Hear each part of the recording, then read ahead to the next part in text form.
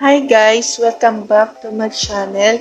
Pasensya na po, ngayon lang ulit ako nakapag-vlog, busy sa school. Tsaka ang gagawin kong vlog ngayon about sa quadratic inequalities. Ito yung napag-aralan ko sa school. Then, ito yung given natin. Ito yung problem natin.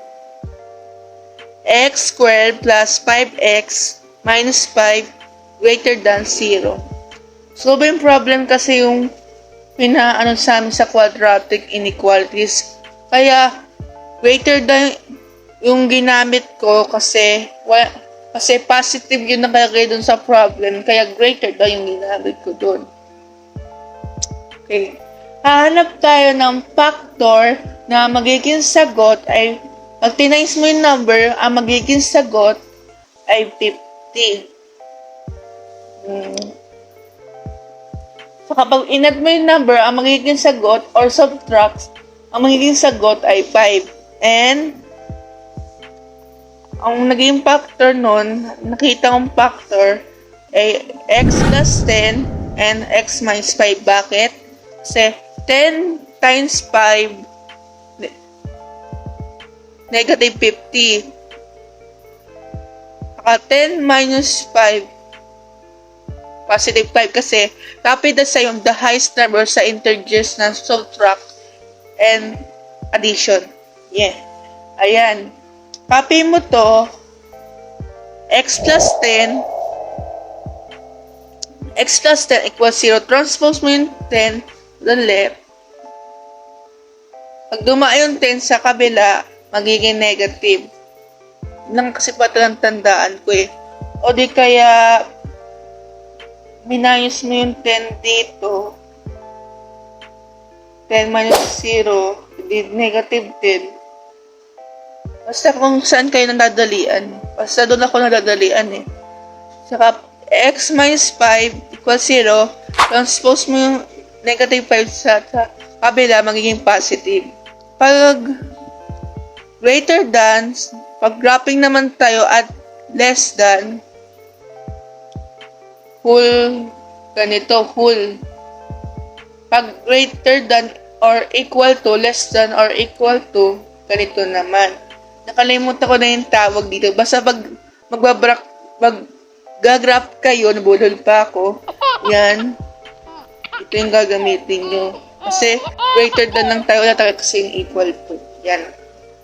Hatiin natin yung number sa 3 region, which is region 1, 2, and 3, 10, and infinity 10. Yan. Kaya naging less than to, pero greater than namin given.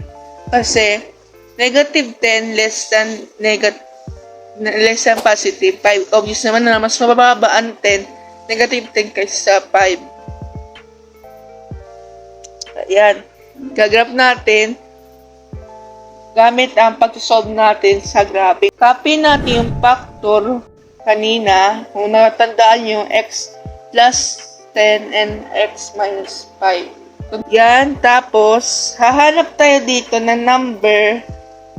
Basta wag nyo lang pag di na pwede gamitin yung negative din kasi naka-bracket na yun. Pag naka-bracket na, hindi na pwede gamitin. Maghanap na lang kayo, gaya ng 11, 12, 13, negative 13, negative 12. So, ano pili ko? Negative 12. Kung tinatamad kayo mag-solve, pwede yung calculator, pero mga makita ako dito, mag-solve na lang ako. Baka sabihin, nagdoga ako eh. Yan, hindi na ako magka-calculator. Bawal mag-cheating eh. Ayan. 12 minus 10 equals 2. And copy the sign, the highest number, kaya negative 2 tayo. 12 minus 5, no, negative 7. Kasi negative plus negative eh. Kasi pag positive, pag addition and subtraction integers. So, 10 times 7 equals 14.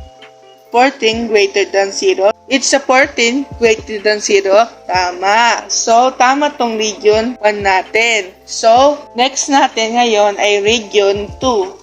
Ang gagamitin naman natin dito, 0, kasi yun ang pinakamadali. 0. Copy ulit natin yung factor. 0 plus 10 and 0 minus 5. O 0 plus 10, obvious naman na 10 lang.